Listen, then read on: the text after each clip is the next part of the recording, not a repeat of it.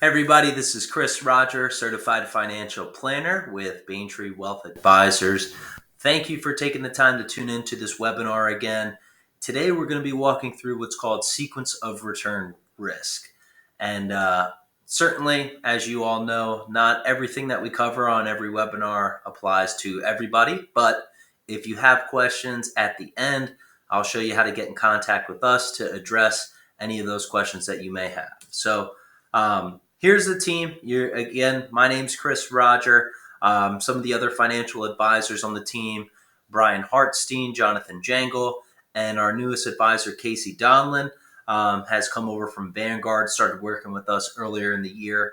And as always, Jessica Amaya and Rena Blanco help on the servicing side of the plan. So in the future, if you have questions, you're not sure what to do about your plan when it comes to the financial planning, reach out to anybody, reach out to one of the advisors here. If you have other questions, please reach out to the servicing staff here. So kind of going through, again, the sequence of return risk. So what does that particularly mean? So changing time sequence. So part of in our business and in the finance field, investors tend to look at what has done really well over the last year or 2 years, and they'll look at that time frame of, whoa, this fund or this stock has done really well in that time frame. But 99% of the time, the returns you got last year are going to be totally different than the returns you get in the current year. So just because something did well in one particular period of time doesn't mean it will always do well in the future, and vice versa. Just because something may have lagged or underperformed in the past does not mean it cannot do well in the future. So that is called terminal point bias, when you're looking at a specific point in time, which really kind of reinforces your initial belief that an investment is really good or really poor. So one of the things that I wanted to just go through with you, if we look at Fund A for, let's say this is Jane Doe's retirement. So let's say, from January to December, right? Most people would like this run up, right? We like that, but we all know the market doesn't move in a straight line. Most of us don't like to see our accounts do this.